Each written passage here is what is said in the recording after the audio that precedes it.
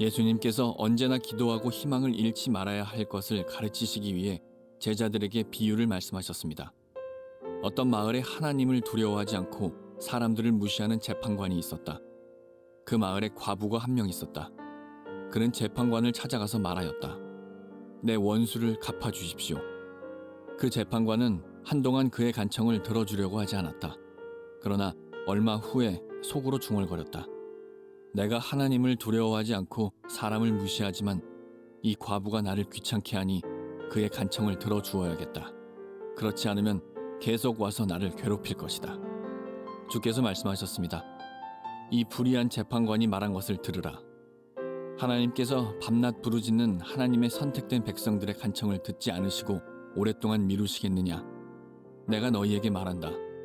하나님께서 속히 그의 백성들에게 정의를 베푸실 것이다. 그러나 인자가 올 때 이 세상에서 이 믿음을 발견할 수 있겠느냐? 오늘 저희가 나누고자 하는 기도에 대한 말씀은 누가복음 18장 1절부터 8절을 기반으로 하여서 포기하지 말고 기도하십시오라는 제목으로 나누려고 합니다. 오늘 본문은 예수님께서 아주 분명한 목적을 가지고 제자들에게 하신 말씀인데, 그 목적은 기도하면서 낙심하지 말고 계속 기도하는 것에 대한 겁니다. 기도를 하다 보면 이런저런 모양으로 낙심하게 되고 그래서 포기하게 되는 경우가 많은데, 그렇지 않도록 계속 기도해야 될 이유에 대해 설명하시기 위해서 한 가지 비유를 드시면서 이 내용을 설명해 주셨습니다. 그 비유가 뭐냐 하면은 악한 재판관과 가난한 과부에 대한 비유였습니다. 한 재판관이 있습니다. 이 재판관에 대해 성경은 소개하기를 하나님을 두려워하지 않고 사람을 무시하는 재판관이다, 이렇게 소개를 하고 있습니다. 이 말은 이 재판관이 뇌물을 좋아하고 그리고 힘 있는 사람, 권세 있는 사람에게 치우침 판결을 내리는 그런 사람이란 의미로 보입니다. 이 사람은 양심이나 도덕, 법이나 정의 같은 것에는 별로 관심이 없고 그저 자기 지위를 이용해서 자기 삶만을 풍성하게 하려고 하는 그런 재판관인 겁니다. 그러니까 당연히 이 재판관은 돈이 될 만한 사건이나 또는 자기 경력에 도움이 될 만한 그런 사건만을 찾아서 맡기를 좋아했지, 그렇지 않은 사건에 대해서 별로 마음 쓰지 않는 그런 재판관이었습니다. 이와 대조되는 한 사람이 나오는데 그 사람은 과부였습니다. 초대교회 당시에 과부라는 표현은 이미 그 자체가 많은 것을 내포하고 있었습니다. 가난함, 그리고 버림받음, 외로움, 이런 걸 종합적으로 품고 있는 단어가 과부였습니다. 이 과부가 아주 억울한 일을 당하여서 이 억울함을 풀기 위해서 재판장을 찾아가서 간청하면서 자기 억울함을 풀어달라고 했습니다. 그러나 약한 재판관이 어떻게 반응합니까? 이 여인에게 반응이 없습니다.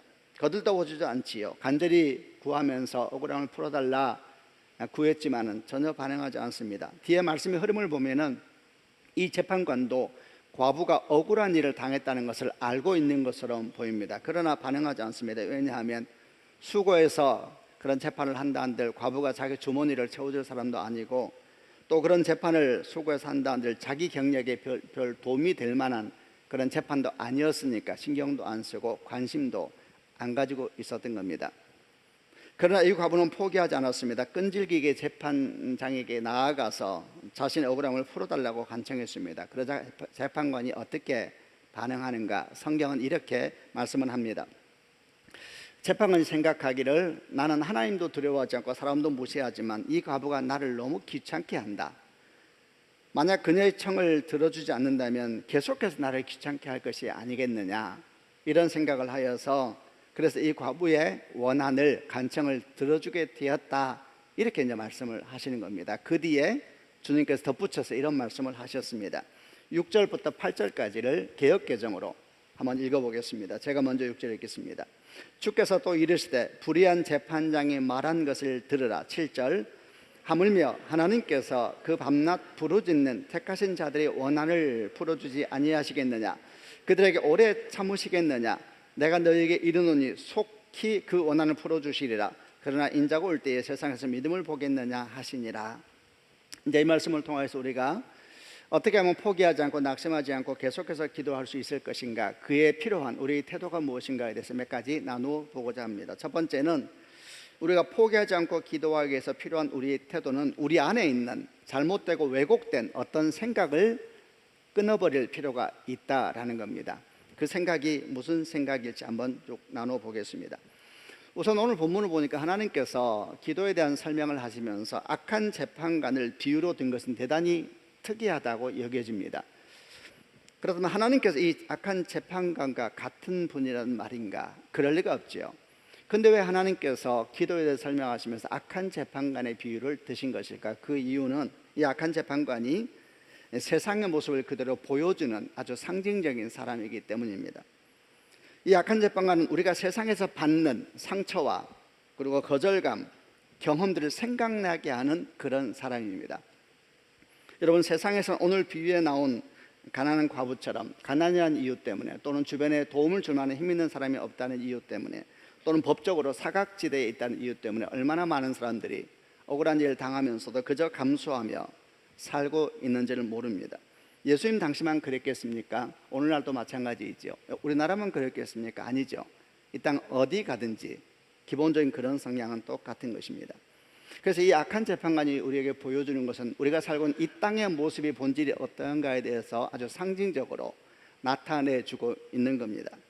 세상은 우리에게 소망과 약속에 대해서 알려주기보다는 절망과 거절감을 가르쳐주고 우리의 삶을 격려하고 축복하기보다는 끝없이 비교하게 만들고 그 비교 속에서 건강하지 못한 우월감이나 열등감을 갖게 합니다.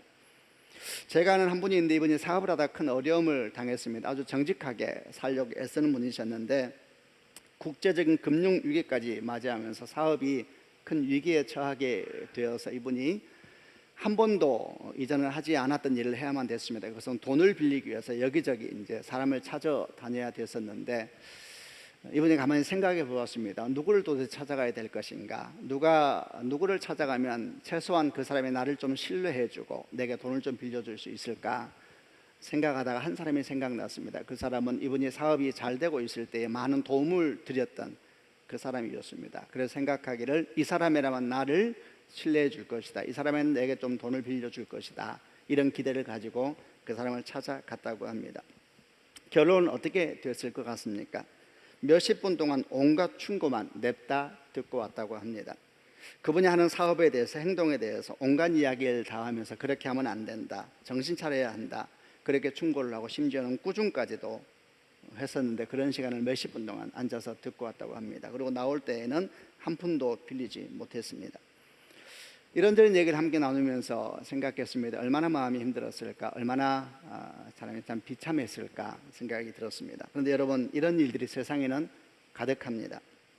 그래서 우리가 이 땅을 살면서 우리 내면은 어떤 일이 생기게 되었냐면은 어떤 거절감과 상처, 그런 것들이 내면에 아주 흉터처럼 딱지처럼 자리하게 된 겁니다. 그래서 살다 보니까 어떻게 행동하게 됐느냐, 누군가를 향해서 도움을 청한다는 것은 대단히 어려운 일이고 특별히 포기하지 않고 계속 청한다는 것은 더욱 힘든 일입니다. 경험적으로 그런 일은 더 큰 상처와 마음 가운데 열등감을 낳게 할 것이기 때문입니다. 그러다 보니까 삶의 지혜도 배우게 됐습니다. 적당한 모습으로 적당하게 해보다 안 되면 적당하게 접는 것입니다. 열심히 해봤자 결국 얻는 것도 없이 상처만 받을 수 있기 때문에 그런 거죠. 이것이 세상이 우리에게 주는 경험이었고 영향력이었습니다. 근데 문제는 그리스도인들이 이런 세상에서 받은 상처와 경험을 그대로 하나님께 대입한다는 것입니다. 그래서 하나님께 기도하면서도 우리도 모르는 사이에 적당히 기도하고 적당히 멈춰버리는, 기도하다가 뭔가 좀 역사가 나타나는 것 같고 뭔가 좀 사인이 보이는 것 같으면 열심히 또 하다가도 그렇지 않다고 느껴지면 금방 적당하게 접어버리는, 세상에서 받았던 영향력이 그대로 우리 기도의 자리에도 지대한 영향력을 미치고 있는 겁니다. 주님께서 이 악한 재판관에 대해서 말씀하시면서 뭐라고 말씀하셨습니까? 불의한 재판장에게 말하는 것을 들으라. 하물며 하나님께서 그 밤낮 부르짖는 택한 자들의 간청을 들어주지 않겠느냐, 그들에게 오래 참으시겠느냐, 내가 너에게 이르노니 속히 그 원한을 풀어주리라. 이렇게 말씀을 하셨습니다. 저는 주의 말씀을 가만히 품으면서 두 가지 단어가 깊이 들어왔습니다. 하나는 하물며라는 단어이고 두 번째는 속히라는 단어였습니다. 하물며, 속히, 이 말씀을 가만히 마음에 품고 묵상하다가 하나님께서 이런 음성을 들려주시는 것 같았습니다. 보라, 나는 저 악한 재판관이 아니다. 그런데 저 악한 재판관도 포기하지 않고 간청하면 들어주지 않느냐. 하물며 나는 어떻겠느냐. 내가 밤낮 간구하는 나의 택한 자들, 내 백성들의 간청을 어찌하여 들어주지 않겠느냐? 너는 도대체 나를 어떻게 생각하는 것이냐? 나는 내가 택한 자들의 기도를 속히 응답해 줄 것이다. 여기서 속히라는 단어, 이 단어가 가지고 있는 1차적인 의미는 시간적인 의미가 아니고 강한 약속의 의미입니다. 반드시라는 의미를 가지고 있죠. 나는 반드시 내 백성들의 기도에 응답할 것이다. 나는 반드시 내 백성들의 기도에 일할 것이다. 반드시 강한 결심, 강한 의지, 강한 약속, 그런 마음이 이 속히라는 단어에 들어있는 것입니다. 생각해 보았습니다. 우리가 믿는다 그러는데 믿음이란 도대체 무엇일까요? 믿음이란 예수께서 우리 죄를 십자가 못 박혀 죽으시고 그분을 믿을 때 구원받는 것이 믿음이다. 그렇죠, 믿음이죠. 그러나 여러분 가만히 또 생각해 보면 그 믿음의 바탕에는 뭐가 있는 것일까요? 하나님의 선하심을 향한 믿음이 있는 것이 아닐까요? 생각해 보면 주의 선하심을 향한 믿음이 우리 가운데 바탕을 이루지 못한다면 그 외의 모든 믿음이 어떻게 자리할 수가 있겠습니까? 히브리서 11장 6절 말씀에 믿음이 없으면 하나님을 기쁘시게 하지 못하나니 하나님께 나아가는 자는 반드시 그가 계신 것과 그가 또한 자기를 찾는 자에게 상 주신 이심을 믿어야 할지니라. 이 말씀이 의미하는 것이 뭡니까? 믿음이 없이는 기쁘시게 못한다. 하나님께 나아간 자는 반드시 믿어야 한다. 그분이 계신 것과 그가 자기를 찾는 자에게 상 주신 이심을 믿어야 한다. 결국 이 말씀은 주의 선하심, 우리를 향한 주의 말할 수 없는 선하심을 믿어야 한다. 그 믿음이 없이는 어떤 역사가 일어나겠느냐라고 말씀하는 것이 아닐까요? 여러분 그렇습니다. 주의 선하심에 대한 믿음을 놓치면 다 놓치는 것입니다. 하나님은 악한 재판관이 아니십니다. 그를 우리에게 알려주시기 위하여서 악한 재판관의 비유를 드시면서 하물며 나는 어떻겠느냐, 너는 도대체 나를 어떻게 생각하는 것이냐 이렇게 묻고 있으신 겁니다. 주님은 선하십니다. 근데 여러분 사탄은 바로 이 주님의 선하심을 향한 우리 믿음을 끝없이 공격하는 악한 영이라는 사실도 기억을 해야 됩니다. 창세기 3장을 보게 되면 사탄이 하와의 믿음을 공격하고 무너뜨리기 위하여 그가 한 첫 번째 행동은 하나님의 선하심을 공격하는 것이었습니다. 하나님께서 에덴의 모든 나무를 만드시고 열매를 맺게 하셨는데 다 먹게 하셨습니다. 다 아름답게, 다 먹음직하게 만들고 다 허락하셨는데 그 중에 동산 중앙에 있는 한 나무의 열매만은 먹지 말라 그랬습니다. 이때 하나님은 다 주시는 분이십니다. 그리고 한 가지 금지를 명령하시면서 인생의 질서에 대해서 말씀하신 것이죠. 그분은 다 주시는 것입니다. 좋은 걸 다 오픈하는 분이시죠. 어느 날 뱀이 나타나서 하와에게 말합니다. 그는 흥분하면서 말하죠. 하와, 하나님께서 에덴 동산의 나무의 열매를 하나도 먹지 말라고 그랬다며 교묘한 속임을 하면서 들어옵니다. 하나도 먹지 말라고 그러지 않았습니다. 다 먹으라 그랬죠. 뱀의 말과 함께 갑자기 하나님은 어떤 분이 되기 시작하는가? 아주 그냥 성격이 이상하신 분, 심술 맞은 분, 좋은 거는 뒤에 감춰놓고 안 좋은 것만 꺼내놓는 분, 진짜 좋은 동산 중앙에 있는 건 절대 손대지 말라고 그러고 애매한 것만 다 네가 가져라라고 말하는 것 같은 아주 심술궂은 할아버지, 이런 하나님상을 뱀이 툭 하와에게 제시를 한 겁니다. 어떻게 됐습니까? 하와는 그 말에 귀를 기울였습니다. 그리고 마음을 빼앗겼을 때 모든 것은 다 무너졌습니다. 주의 선하심이 의심되기 시작할 때에 어떻게 우리가 하나님을 신뢰합니까? 나를 향한 주의 선하심을 믿을 수 없다면 내가 움직여야 되는 것입니다. 왜 기도합니까? 주의 선하심을 신뢰할 수가 없다는 말입니다. 우리는 기억해야 됩니다. 주님은 선하십니다. 그분은 악한 재판관이 아니십니다. 그리고 그분의 선하심의 가장 분명한 증거가 십자가의 예수 그리스도이십니다. 아멘이죠. 우리가 하나님을 위해서 죽었습니까? 아닙니다. 하나님이 우리를 위해서 죽었습니다. 하나님이 우리를 내쫓았습니까? 아닙니다. 우리가 하나님을 내쫓은 것입니다. 그런데 그런 우리를 다시 얻으시기 위하여 주께 십자가 못 박혀 죽으시면서 우리 모든 죄를 대신 지신 것입니다. 여러분, 하나님은 악한 재판관이 아니십니다. 하물며 어떻게 내가 택한 자들의 기도를 응답하지 않겠느냐? 속히 반드시 그들의 기도를 응답하여 줄 것이다. 믿음은 세상에 주는 영향력과 가치관을 거부하고 약속을 붙잡는 것입니다. 아멘. 여러분, 하나님은 우리 기도를 거절하지 않으십니다. 우리 기도는 반드시 역사합니다. 마태복음 7장 9절부터 11절에 이런 말씀을 하셨습니다. 너희 중에 누가 아들이 떡을 달라 하는데 돌을 주며 생선을 달라 하는데 뱀을 줄 사람이 있겠느냐? 너희가 악한 자라도 좋은 것으로 자식에게 줄 알거든 하물며 하늘에 계신 너희 아버지께서 구하는 자에게 좋은 것으로 주시지 않겠느냐? 로마서 8장 32절에 말씀합니다. 자기 아들을 아끼지 아니하시고 우리 모든 사람을 위하여 내주시니까 어찌 아들과 함께 모든 것을 우리에게 주시지 아니하겠느냐. 아멘.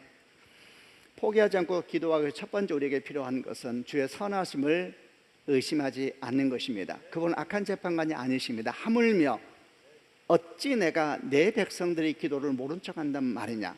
속히 응답할 것이다. 두 번째, 또 포기하지 않고 계속 기도하기 위해서 우리가 꺼내야 될 또 하나의 생각이 있습니다. 그 생각은 뭐냐 하면 우리가 아무리 기도해봤자 결국 하나님 마음대로 하실 거 아니냐라는 생각입니다. 제가 몇 군데 말씀을 한번 읽어보겠는데 이 말씀을 들으면서 어떤 느낌이 드시는지 한번 생각해 보길 바랍니다. 요한일서 5장 14절 말씀에 그를 향하여 우리가 가진 바 담대함이 이것이니 그의 뜻대로 무엇을 구하면 들으심이라. 그의 뜻대로 무엇을 구하면 들으심이라. 그렇다면 하나님의 뜻에 맞지 않으면 안 듣겠다는 말씀 아니신가? 이런 생각이 좀 듭니다. 실제로 야고보서 4장 2절로 3절에 이런 말씀을 하셨습니다. 너희는 욕심을 내어도 얻지 못하여 살인하며 시기하여도 능히 취하지 못함으로 다투고 싸우는도다. 너희가 얻지 못하면 구하지 아니하기 때문이요 구하여도 받지 못하면 정욕으로 쓰려고 잘못 구하기 때문이다. 그래도 응답하지 못하는 기도가 있다라고 말씀하시네요. 그러면서 뭐라고 말씀하시냐면 정욕으로 쓰려고 잘못 구하기 때문이다. 이렇게 말씀을 합니다. 그러니까 결국 이 말씀이 주는 느낌이 뭐냐면 우리 기도가 응답받으려면 기도 잘해야 된다. 이런 말씀처럼 느껴지는데요. 응답받으려면 좀 하나님 보시기에 그럴 만한 기도를 해야지 이런 말씀처럼 이렇게 다가옵니다. 어떻게 생각되세요? 사실 야단났습니다. 하나님께 응답받으려면 주님 보시기에 역시 참 기도가 너는 품위가 있어 이래야 되는데 우리 대부분의 기도는 야단났네요. 품위는 고사하고 대단히 세상적이고 육적이니까 하나님이 이제 우리 기도에 응답하지 않으셔도 우리가 뭘 할 수 없는 상황이 될 것 같은데요. 또 마태복음 7장 11절에 이런 말씀도 다시 기억합니다. 너희가 악한 자라도 좋은 것으로 자식에게 줄 알거든 하물며 하늘에 계신 너희 아버지께서 구하는 자에게 좋은 것으로 주시지 않겠느냐. 하나님께서 구하는 자에게 좋은 것을 주신대요. 이것도 마음이 좀 번잡해요. 왜 원하는 걸 안 주시고 좋은 걸 주신다 그러지? 이거 좋은 거 누가 판단하는 것이지? 내가 원하는 걸 주셔야죠. 근데 하나님이 좋은 걸 주신다 그러죠? 이런 말씀을 쭉 듣다 보면 어떤 마음이 우리 가운데 들게 되냐면은 아무리 기도해도 하나님께서 그건 내가 원하는 기도 아니다. 그러면 이거 땡이네.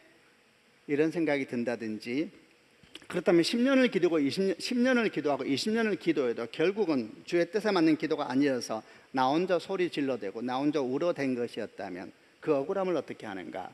그 허무함을 도대체 어떻게 하는가? 누가 이거 보상할 것인가? 이런 생각이 들 수도 있다는 것이죠. 여러분은 아마도 이런 생각을 안 해보았을지 몰라도 사실 기도하다가 많은 경우에 기도가 낙심하는 케이스에는 은연중에 이런 내면의 생각에 깔려있는 것이 아닌가 그런 생각이 듭니다. 어쨌든 이런 생각을 계속하다 보면 결국 마음에 이런 마음이 남게 됩니다.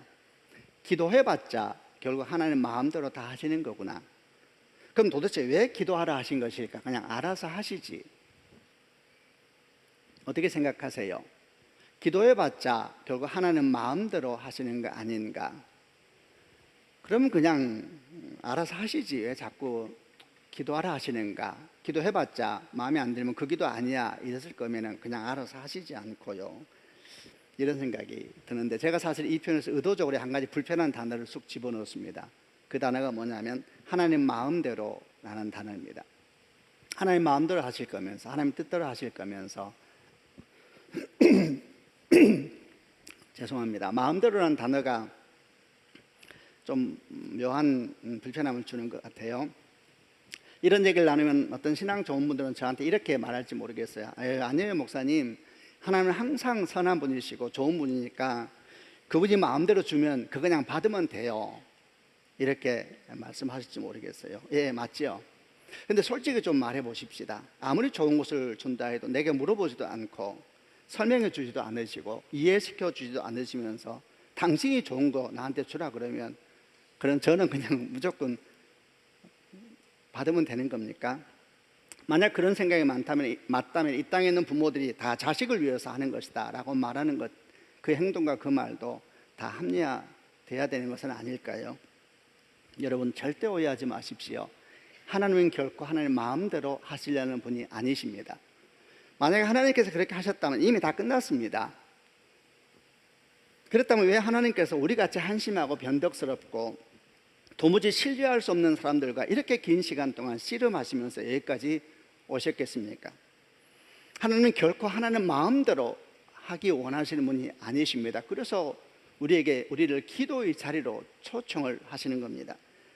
이사야 1장 18절 말씀은 정말 저는 위대한 말씀이라고 생각을 합니다. 한번 개역개정으로 같이 읽어보겠습니다. 시작. 여호와께서 말씀하시되 오라 우리가 서로 변론하자. 너희 죄가 주홍 같을지라도 눈과 같이 휘어질 것이요 진홍같이 붉을지라도 양털같이 희게 되리라. 오라 우리가 서로 변론하자 그랬습니다. 여러분, 변론이라는 단어는 언제 쓰는 겁니까? 맞짱 뜰 때 쓰는 거 아니에요.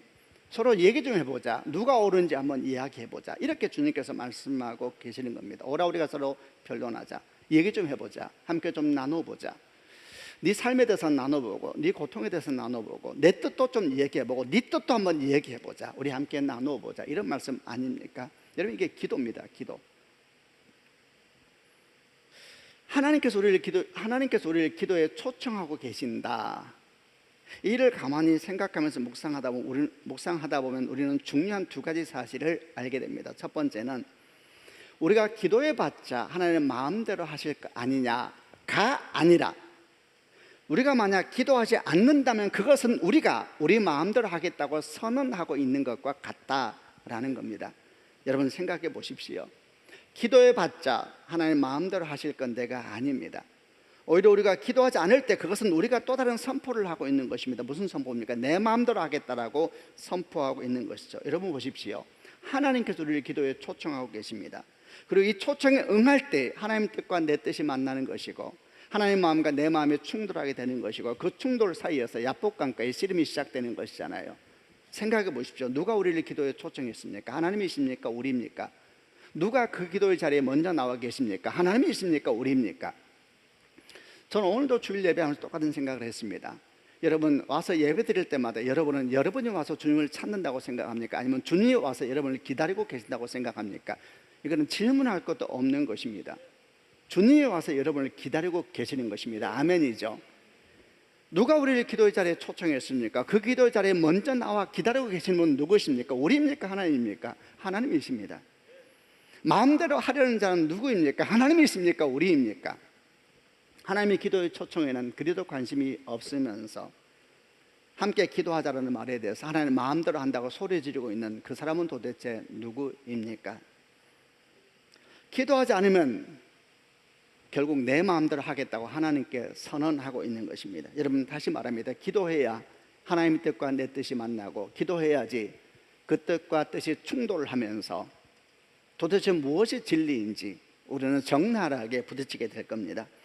하나님의 뜻이 무엇인지 알게 될 것이고 내 뜻도 주 앞에 내어드리면서 그 사이에서 우리는 야복강가의 씨름을 하게 될 것이고, 그리고 그 사이에서 우리는 하나님의 선하심을 정말 절절히 느끼게 될 그때에 내 뜻을 내려놓고 주의 뜻을 따르게 되는, 여러분, 그런 하나님의 은총의 자리에 나아가게 될 줄로 믿습니다.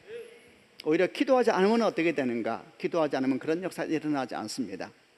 하나님은 여전히 우리를 기다리고 계시고, 그리고 우리는 우리 뜻대로 살겠다고 뛰쳐나가면서 자기심을 걸어가고 있는 거겠지요. 그리고 혼자 말하는 것입니다. 기도해봤자 지 뜻대로 할 거면서. 완전 착각이지 않습니까? 하나님은 오늘도 우리를 기도의 자리에 초청하고 계십니다. 여러분, 이 놀라운 자리에 반응하지 않겠습니까? 또 한 가지, 하나님이 우리를 기도의 자리에 초청하신다라는 말씀에서 우리가 배우게 되는 중요한 교훈은, 기도한다는 것은 내용보다 기도의 자리에 서는 것 자체가 대단히 중요하다라는 것을 알게 되는 겁니다. 이게 아주 중요한 겁니다.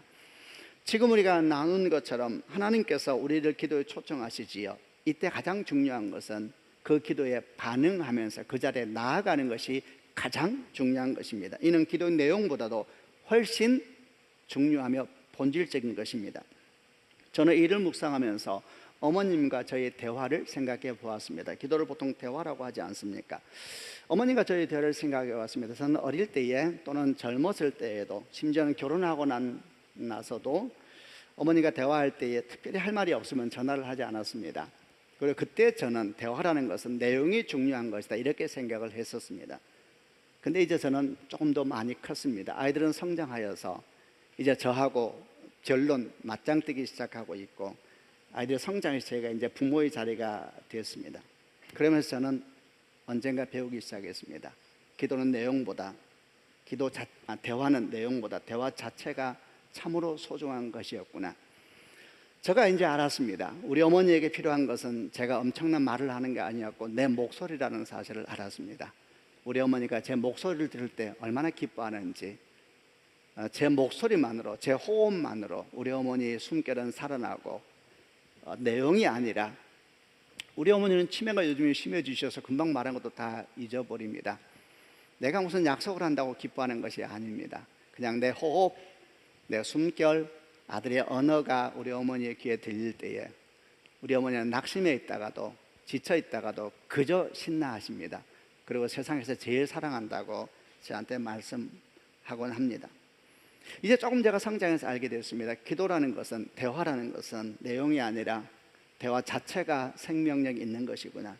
여러분, 우리는 기도라는 것은 그 자체가 엄청난 영적인 행동이라는 사실을 잊어서는 안 될 것입니다. 기도는 그 자체가 하나님의 생명력에 참여하는 것입니다.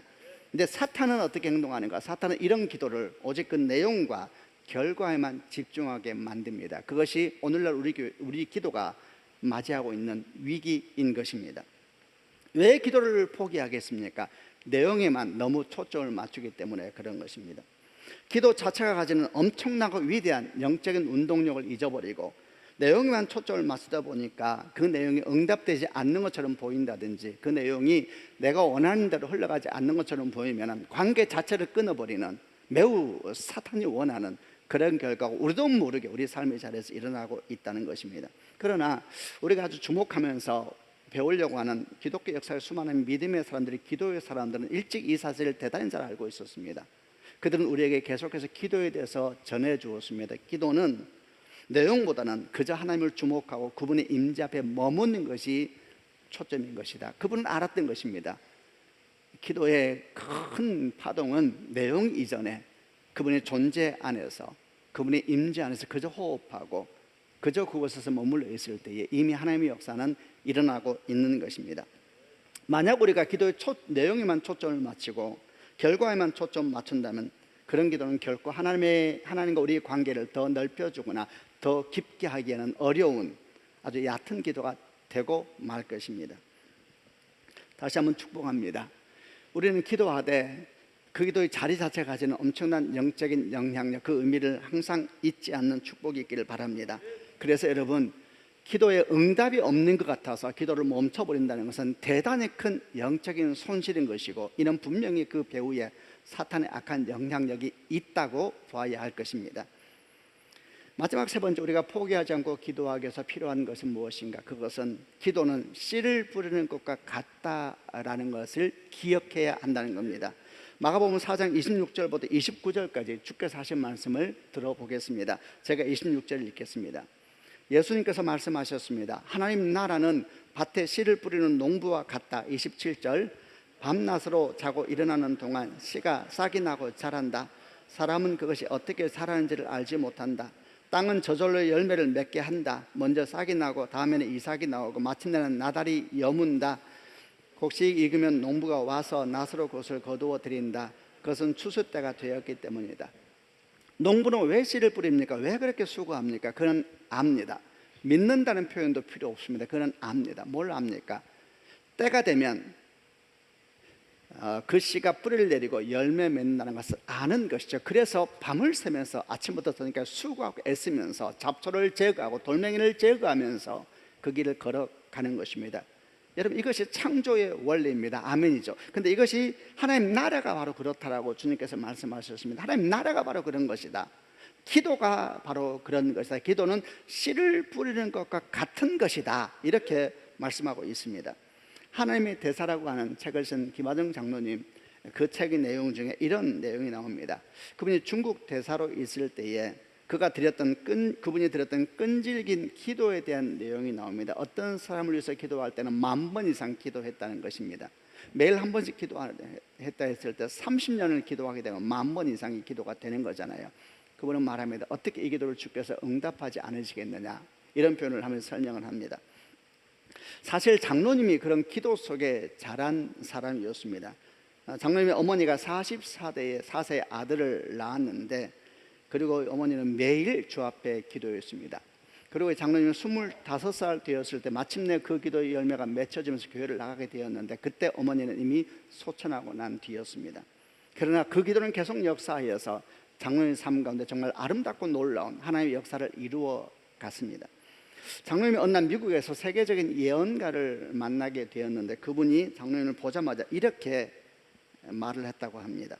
어머님이 살아계십니까? 돌아가셨습니다. 언제 돌아가셨습니까? 15년 전에 돌아가셨습니다. 어머니에게 감사하며 사십니까? 예, 저는 감사하며 삽니다. 매일매일 감사하며 사십니까? 그렇지는 않고 15년, 돌아간 지가 15년 되셔서 이제는 어머니 생신이나 기일이 되면은 항상 감사하게 생각합니다. 그러자 그분이 말씀하기를, 아닙니다, 매일 어머니께 감사하셔야 됩니다. 장로님이 물었습니다. 왜 그렇습니까? 그러자 이런 얘기를 하더랍니다. 당신의 어머니가 당신을 위해서 얼마나 많은 기도를 쌓아 놓았는지, 당신이 오늘 이 자리에 앉은 것은 다 그 어머니의 기도의 응답입니다. 당신 앞으로도 어머니에게 매일 감사드려야 될 이유는 당신 어머니의 기도가 아직도 너무 많이 남아있기 때문입니다. 하나님께서 그 기도에 응답하실 내용이 너무 많습니다. 그러니 앞으로도 당신은 어머니께 매일매일 감사드려야 합니다. 이렇게 말하더랍니다. 장로님은 그 말을 듣고 통곡을 했다고 합니다. 저는 이 내용을 들으면서 읽으면서 참 여러 생각을 했습니다. 우리는 자녀들에게 무엇을 유산으로 남길 수 있을까? 예, 좋은 집도 남길 수 있고 자동차, 많은 돈도 남길 수 있겠지요. 부모들 마음은 다 비슷한 것 같아요. 다 많이 남기고 싶어 하실 겁니다. 그런데 여러분, 그 유산들이 정말 우리 아이들의 미래를 보장해 줄까요? 도대체 이 정신없는 세상을 살면서 우리가 남긴 그 유산이 정말 우리 아이들에게 그 집에서 편안하게 누워있게 하고 원하는 것을 좀 마음껏 하게 하고 건강한 가정을 이루게 하는 것을 보장해 줄까요? 아무도 모릅니다. 그러나 우리 자녀를 위하여서 분명하고 확실한 유산이 있습니다. 여러분, 기도라는 유산입니다. 기도는 씨를 뿌리는 것이라 그랬습니다. 통장에 많이 넣어주는 저금과 같은 것입니다. 여러분, 우리는 보통 기도가 응답되면 굉장히 좋아하지요. 그래서 만약 어떤 사람이 나는 기도하는 모든 것을 응답받았다 이렇게 말한다면 여러분은 아마 굉장히 부러워할 겁니다. 나는 해도 응답이 안 되는데 저 사람은 저렇게 모든 기도가 다 응답을 받았구나 하면서 부러워할 것입니다. 그러나 오늘은 잠깐 한번 다른 생각을 해보시길 바랍니다. 만약 어떤 사람이 그가 기도한 모든 것이 응답받았다라고 말한다면 그건 정말 좋은 것일까요? 그렇다면 그 사람은 이제 응답받을 기도, 장차 응답받을 기도가 하나도 쌓여있지 않다는 말이 아닐까요?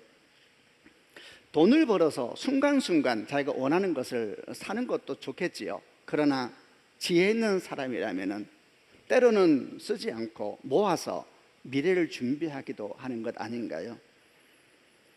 매일매일 기도하는 것보다 응답받았다, 그 사람은 결국 쌓아놓은 기도가 없다라는 말이 될 수도 있는 것이고, 그 사람이 어떻게 다 복된 사람이라고 말할 수가 있겠습니까? 여러분, 다 응답되었다는 사람 너무 부러워하지 마시기를 바랍니다.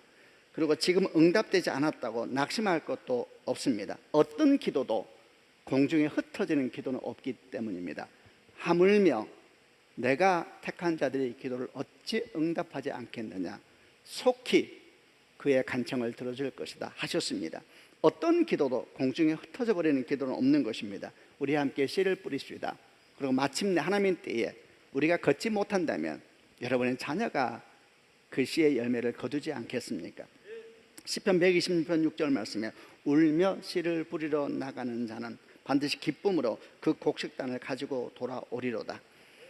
우리가 매일매일 기도의 탑을 쌓아가면서 그 기도의 창고가 가득 차게 된다면 여러분, 우리는 비록 가진 것이 없고 내어놓을 것이 없어도 우리 자녀 앞에서 조금 더 당당할 수 있지 않을까요? 이 나라와 민족을 위해서 우리가 참 할 수 있는 것이 없습니다만 많은 기도를 이 나라와 민족을 위해서 쌓아놓을 수만 있다면 그래도 좀 그리스도인으로서 조금은 떳떳하게 이 시대를 살 수 있지 않을까요? 모든 기도 다 응답받겠다고 나서고 내가 기도한 것을 주님이 다 응답하여 주셔 이렇게 소리 내면서 너무 자랑스럽게 다니는 모습, 그게 그렇게 꼭 보기 좋은 것일까요? 응답받는 것은 아름다운 것이라고 생각합니다. 그러나 많이 쌓아가는 것은 더 놀라운 신비이고 은총이 아닌가 생각합니다. 왜 포기합니까? 왜 멈춥니까? 쌓아가는 기도의 비밀을 모르기 때문에 그런 것은 아닐까요? 말씀을 마무리하겠습니다. 어떻게 하면 낙심하지 않고 포기하지 않고 계속 기도할 수 있을 것인가? 몇 가지 말씀을 나눴습니다. 기억하십시다. 첫 번째, 그분은 악한 재판관이 아니십니다. 하물며 속히 라는 단어를 기억하시길 바랍니다. 두 번째, 기도해봤자 하나님 마음대로 하실 거면서 완전히 거짓말입니다. 기도하지 않는다는 것은 우리 마음대로 하겠다는 선언과 같은 것입니다. 함께 그분 앞에 나아가십시다. 그분의 마음과 우리 마음이 서로 만날 때에 야복강의 사건이 시작되는 것입니다. 함께 만나서 하나님의 뜻이 뭔지 도대체 한번 물어보고 우리 뜻도 말씀드리십시다. 그리고 그 안에 충돌에 대해서 함께 경험하면서 믿음이 뭔지를 경험해보는 축복이 있길 바랍니다. 세 번째, 기도의 내용보다도 어쩌면 더 중요한 것은 기도 자체가 가지는 영적인 영향력입니다. 여러분 속지 마십시오. 응답보다 기도하는 자리에 나가는 것 자체가 이미 엄청난 영적인 행동이 시작되고 있는 것입니다. 마지막으로 기도는 씨를 뿌리는 것입니다. 기도의 씨를 뿌려가십시다. 많이 뿌려 놓으십시다. 그래서 영적인 창고에 기도가 많이 쌓여져서 믿음이 생기면은 우리가 조금은 좀 당당하게, 조금은 좀 떳떳하게, 그래 자녀를 보면서 마지막 이 땅을 떠날 때에도 내가 많이 기도해 놓았다 이렇게 말하면서 좀 떠나야 되지 않겠습니까? 주의 은총이 여러분과 함께 하시기를 바랍니다. 아멘. 기도하십시다. 다음은 가슴에 손을 얹어 보시길 바랍니다. 오늘 말씀을 들으면서 여러분에게 주시는 말씀은 어떤 말씀이었습니까? 성경을 보니까 우리 주께서 말씀하실 때에 그 말씀을 듣고 분노하는 사람들도 있었고 치유가 일어나는 사람들도 있었고 회개하는 사람들도 있었습니다. 다 말씀이 임한 것이었습니다. 여러분은 오늘 어떤 말씀이 임하였습니까? 그것이 불편함이든 감동이든 회복의 말씀이든 어떤 말씀이든 간에 그 말씀을 붙잡고 이 시간 주 앞에 기도하십시다. 아버지 하나님, 이 말씀이 내게 생명의 말씀으로 내게 주어진지를 믿나이다. 이 말씀이 내게 심겨지는 생명의 말씀 되게 하여 주옵소서. 특별히 오늘 기도에 대한 말씀을 함께 주께서 전하여 주심을 들었나이다. 제자들에게 말씀해 주신 것처럼 우리에게 말씀하여 주셨는데 이 말씀이 내게 기도의 새로운 문이 열리는 말씀 되게 하여 주시고 기도의 열정이 일어나는 말씀이 되게 하여 주시고 다시 기도를 시작하는 하나님의 사건의 말씀이 되게 하여 주옵소서. 주신 말씀을 가슴에 품고 그 말씀을 주 앞에 내드리며 은혜를 베풀어 달라고, 이 말씀이 생명의 말씀 되게 해달라고 같이 하나님께 기도하겠습니다.